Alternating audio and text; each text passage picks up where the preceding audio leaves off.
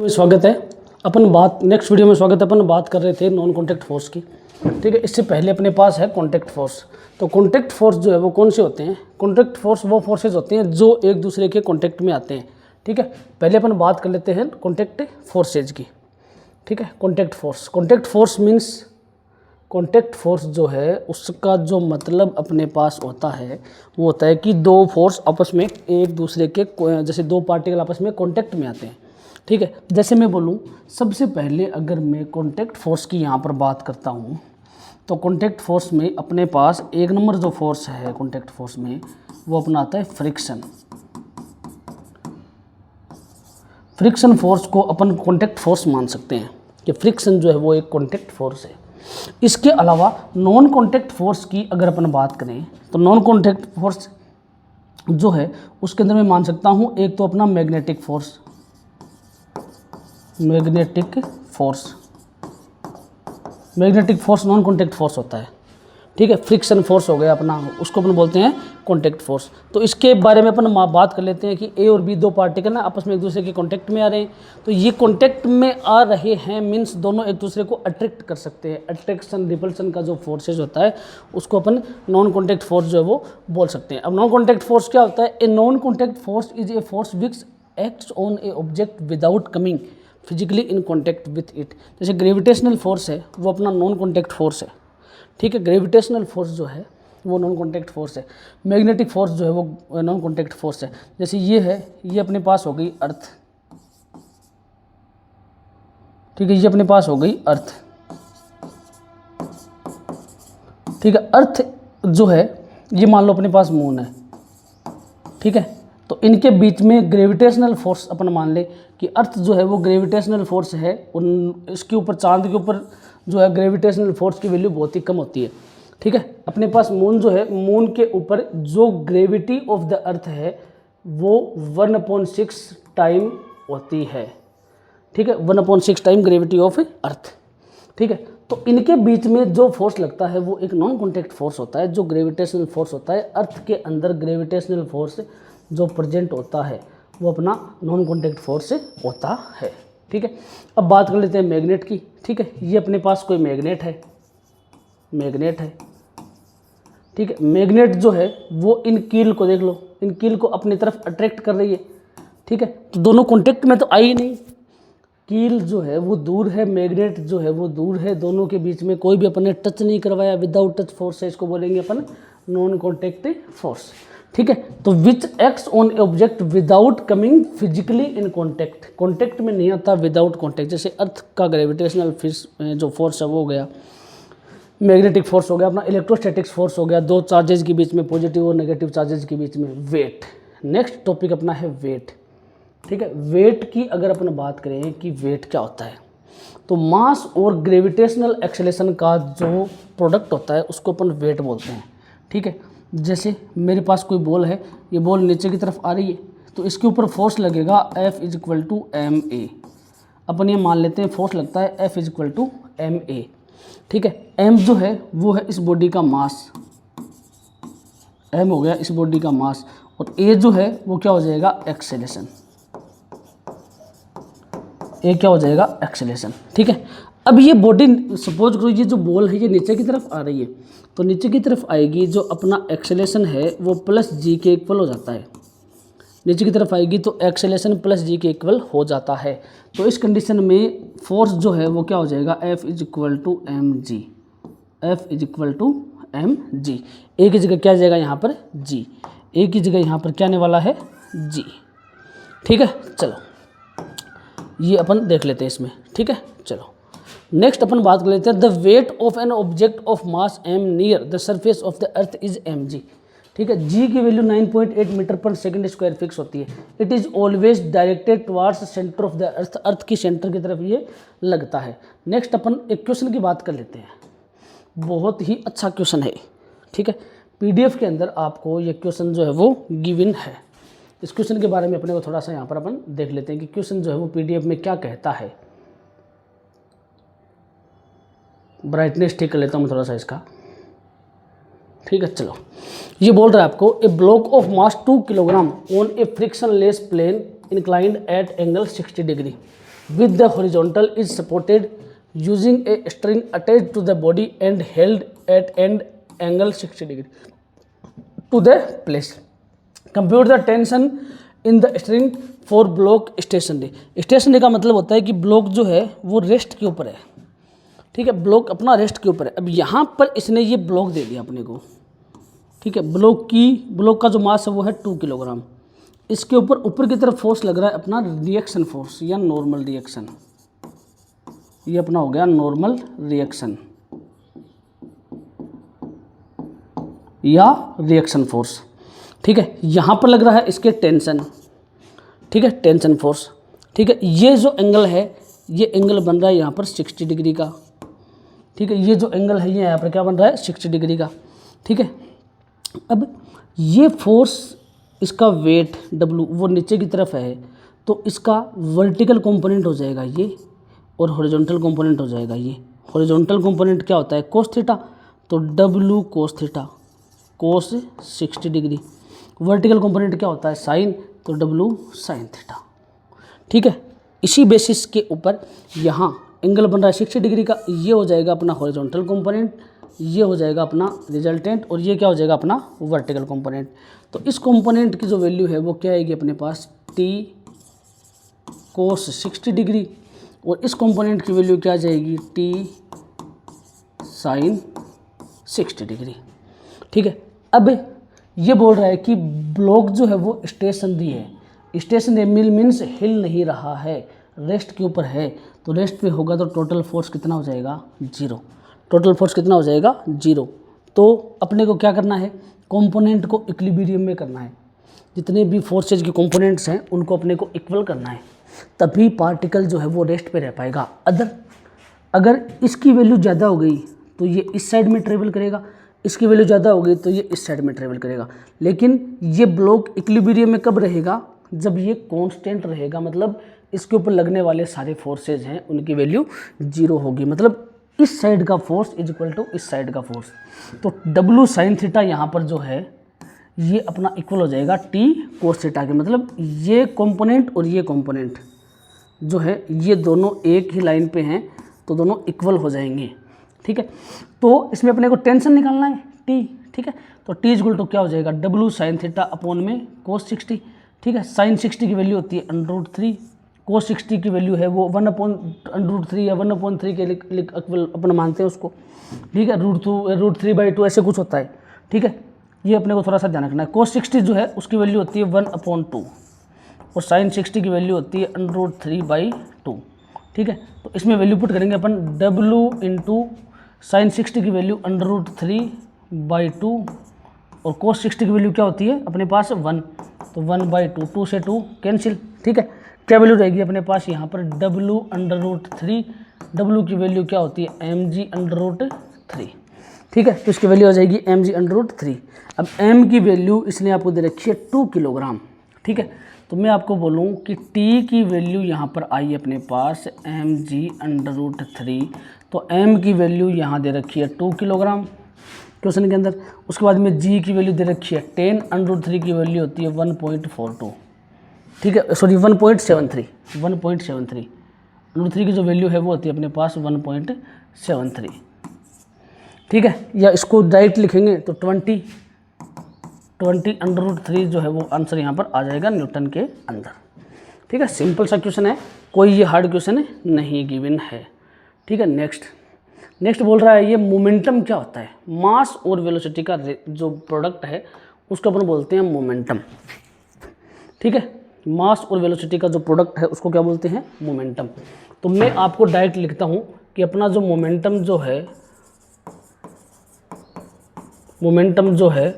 वो mass into velocity, mass into velocity का जो प्रोडक्ट होता है वो मोमेंटम होता है।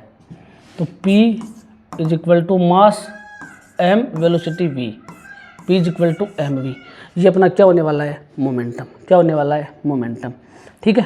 तो ये हो गया अपने पास P is equal to mv momentum, P is equal to mv momentum. ये एक वेक्टर क्वांटिटी होती है, वेक्टर क्वांटिटी मतलब इसकी कोई ना कोई डायरेक्शन होगी, ठीक है। तो अपन लिख सकते हैं इसको P vector is equal to m dot v vector, ठीक है, v वेक्टर। यहाँ पर v जो है वो v, ये v जो यहाँ आपको दिखाई दे रहा है, ये v क्या है, अपनी फाइनल वेलोसिटी, फाइनल वेलोसिटी। और अगर मैं बात करूँ यहाँ पर इनिशियल वेलोसिटी की, ठीक है, तो ये भी अपने पास फाइनल हो जाएगा, p फाइनल। इनिशियल की बात करें अपन तो p इनिशियल यहाँ पर क्या होने वाला है, p इनिशियल हो जाएगा m डॉट u, u यहाँ पर क्या हो जाएगी, अपने इनिशियल वेलोसिटी, इनिशियल वेलोसिटी, ठीक है। तो ये हो गया अपना मोमेंटम। आगे बात समझ में, ये अपने पास हो गया मोमेंटम। इसकी यूनिट देख लेते हैं अपन मोमेंटम की। p इज इक्वल टू अगर mv है, p is equal to mv अगर है, तो मोमेंटम की जो यूनिट है वो क्या हो जाएगी अपने पास, किलोग्राम मास की इंटू वेलोसिटी की क्या होती है, मीटर पर सेकेंड, मीटर पर सेकेंड। सेकेंड ऊपर जाएगा तो यूनिट क्या हो जाएगी, kilogram metre second raise to the power -1, ठीक है। ये जो यूनिट है ये हो जाएगी अपनी मोमेंटम की, ठीक है। तो the product of mass and velocity is called momentum, ठीक है। इसकी डायमेंशन की बात करें, अगर अपन मोमेंटम की डायरेक्शन की बात करें, सॉरी डायमेंशन, वो क्या हो जाएगी, m1 मीटर की L1 सेकेंड की होती है t-1, तो m1 L1 t-1 क्या हो गई इसकी डायमेंशन, ठीक है। नेक्स्ट देख लेते हैं अपन इसमें कि नेक्स्ट इसके अंदर अपने को क्या गिवन है मोमेंटम के बाद में। उस इस स्लाइड के अंदर अपने को जो मिल रहा है वो मिल रहा है एक क्वेश्चन, ठीक है। इस स्लाइड में अपने को नेक्स्ट एक क्वेश्चन मिल रहा है, ऑप्शन दे रखे हैं इसने 2/3, 1/3, 1/2 और 3/2, ठीक है। इसके अंदर ये क्वेश्चन इसने दे रखा है। चले देखो, ये बोल रहा है आपको 2 bodies having masses 6 kilogram and 9 kilogram are said to have equal momentum, दोनों का मोमेंटम इक्वल है वाइल इन मोशन, जबकि ये मोशन के अंदर है। Find out the ratio of their velocities, ठीक है। दोनों का मोमेंटम इक्वल है, अपने को दोनों की जो वेलोसिटी है उनका रेशियो अपने को फाइंड यहाँ पर करना है, ठीक है। ध्यान से देखना एक बार, v1 अपॉन v2 का रेशियो अपने को फाइंड करना है। चलो, तो p इज इक्वल टू क्या होता है, वेलोसिटी क्या है, सेम, वेलोसिटी का रेशियो निकालना है, ठीक है। मोमेंटम दोनों का दे रखा है इन्होंने सेम, मोमेंटम दे रखा है सेम, हैविंग इक्वल मोमेंटम। चलो, तो p1 इज इक्वल टू अपन मान लेते हैं m डॉट v1, ठीक है, m1 v1, और p2 इज इक्वल टू मान लेते हैं अपन m2 v2, ठीक है। ये बोल रहा है इक्वल कर दो, p1 is equal to p2 कर दिया अपन ने। p1 की वैल्यू यहाँ पर दे रखी है m1 v1 और p2 की वैल्यू क्या दे रखी है, m2 v2। इस इक्वेशन को अगर सॉल्व करें तो अपने पास v1/v2 का जो रेशियो आता है वो m2 अपॉन m1 के इक्वल आता है। m2 की वैल्यू कितनी है, m2 की वैल्यू है 9 किलोग्राम, m1 की वैल्यू है 6 किलोग्राम, तो 9/6 आएगा। 9/6 मतलब 3/2, ठीक है, 3/2। कौन सा ऑप्शन इसमें 3/2, option number D. Option number D जो है वो क्या है, करेक्ट है। ऑप्शन नंबर डी जो है वो क्या है, करेक्ट है, ठीक है। सिंपल सा क्वेश्चन है, कोई हार्ड नहीं है। अब main cheese, Newton's second law of motion, बहुत ही अच्छा topic, Newton's second law of motion. चलिए वीडियो को चेक कर लेता हूँ मैं एक बार थोड़ा सा कि अपना रनिंग कंडीशन में है या नहीं है, क्या इसका मामला है थोड़ा सा, क्योंकि देखना पड़ता है स्टूडियो के अंदर कोई अपने पास ऑपरेटर है नहीं यहाँ, इसलिए थोड़ा सा अपने को देखना पड़ता है।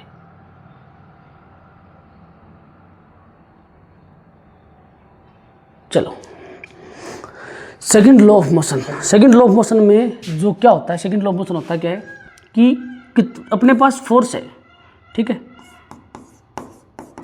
Force F always directly proportional to rate of change of linear momentum, rate of change of linear momentum. F is directly proportional to rate of change of linear momentum. F is equal to dp/dt। ये constant का sign हटेगा यहाँ पर, sorry proportionality का sign हटेगा, यहाँ पर एक कांस्टेंट आएगा F is equal to k dp/dt, ठीक है। k जो है वो कोई कांस्टेंट है, इसलिए k की वैल्यू होती है 1 सभी यूनिट सिस्टम में, k की वैल्यू 1 आएगी सभी यूनिट सिस्टम में। तो अपने पास F की वैल्यू क्या आ जाएगी, F की वैल्यू आ जाएगी dp/dt, dp/dt। ये अपने पास F की वैल्यू आ गई, ठीक है। अब ये F की वैल्यू अपने पास है तो अपने को पता है कि P इज इक्वल टू क्या होता है mv, P is equal to होता है mv, वैल्यू पुट करेंगे इसमें, तो F इज इक्वल टू क्या हो जाएगा d/dt और m डॉट v, m को डिफ्रेंशिएशन से आउट कर देंगे, m को आउट किया, क्या वैल्यू आई dv/dt, और dv/dt क्या होती है अपने पास a एक्सेलेरेशन, अपने पास a एक्सेलेरेशन। तो फोर्स को अपन क्या बोलेंगे F is equal to m dot a, ठीक है, m डॉट a, ये क्या आ गया अपने पास फोर्स।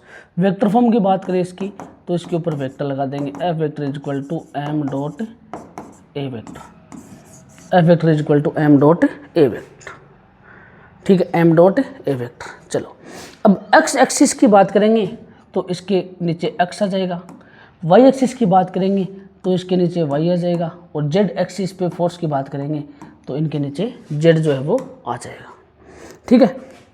आगे बात समझ में, तो ये बोल रहा है the rate of change of momentum, इसको मैं लीनियर नाम साथ में दूंगा, linear momentum not angular momentum, linear momentum of an object is proportional to the net external force and in the direction of net force applied, ये यहाँ पर होता है। और इसको अपन ऐसे भी लिख सकते हैं, force is equal to delta P upon delta T, delta P upon delta T, ठीक है। चलो सेकंड लॉ ऑफ मोशन जो है वो सभी पॉइंट मासेज के लिए अवेलेबल है, केवल पॉइंट मासेज के लिए ये जो लॉ जो है वो अवेलेबल है। चलो नेक्स्ट क्वेश्चन, ठीक है, नेक्स्ट क्वेश्चन ध्यान से देखें इसको। ये आपको बोल रहा है momentum of a particle is given by P is equal to, इसको अपन P मान लेते हैं, P is equal to 5t square, ठीक है, कैसे दे दिया इसने 5t square I cap plus 10t J cap, ठीक है, ऐसे कुछ इसमें शायद वैल्यू सही नहीं दिखा रहा, ठीक है ना, इसमें कहीं ना कहीं क्या पता कैसे इस PDF में आ गया है 5t square I cap 10 J cap 10t J cap, बस इतना ही खाली ना। चलो अपन मान लेते हैं इसको, P की वैल्यू को अपन मान लेते हैं P is equal to 5t square I cap plus 10t J cap, ठीक है, ये P वेक्टर की वैल्यू है। चलो P वेक्टर की वैल्यू ये, चलो ठीक है, ये मान लेते हैं 10t जे कैप, चलो ठीक है, ये अपने पास P वेक्टर की जो वैल्यू है वो आ गई, ठीक। अपने को पहले क्या बोल रहा है ये कि फोर्स निकालना है, force acting on the particle, ठीक है। तो फोर्स निकालने के लिए क्या करेंगे, इसका करेंगे डिफ्रेंशिएशन dP/dt, तो इसका डिफ्रेंशिएशन किया, क्या आया 5 × 2t आई कैप प्लस इसका डिफ्रेंशिएशन किया वो क्या आएगा 10 जे कैप, तो 5 × 2 अपने पास क्या मामला हो गया, 5 × 2 हो गया 10t आई कैप प्लस 10 जे कैप, ये आ गई फोर्स की F वेक्टर की वैल्यू, ठीक है, F वेक्टर की value. t is equal to 1 second पे पूछा है फोर्स, ठीक है, तो फोर्स अपने पास क्या आएगा F is equal to 10 × 1 I cap plus 10 J cap, ठीक है। फोर्स की वैल्यू क्या आई F is equal to 10 I cap plus 10 J cap, ये आ गई अपने पास फोर्स की वैल्यू, ठीक है। चलो अपन इसको वेक्टर फॉर्म में ले रखा है, अगर F की वैल्यू निकालेंगे तो coefficient of I square plus coefficient of J square under root क्या हो जाएगा, यहाँ पर ये आ जाएगा अपने पास 200 अंडर रूट, तो F की वैल्यू क्या आ जाएगी अपने पास 10√2 न्यूटन, ये आ गई फोर्स की वैल्यू 10√2 न्यूटन। तो 10√2 न्यूटन सभी में 2 में दिखाई दे रहा है, चलो कोई बात नहीं, छोड़ देते हैं इसको। फिर अपन बात करते हैं डायरेक्शन की, तो डायरेक्शन जो है वो आपको पता है कि फोर्स की जो वैल्यू है, फोर्स का अपने पास आ गया 10√2, ठीक है। तो आंसर जो अपने पास आया वो कितना आया 10√2, F की वैल्यू 10√2। डायरेक्शन की बात करें तो डायरेक्शन अपने को पता है कि F वेक्टर जो है वो हमेशा रिजोल्यूशन ऑफ वेक्टर से Fx आई कैप प्लस Fy जे कैप से गिवन होता है।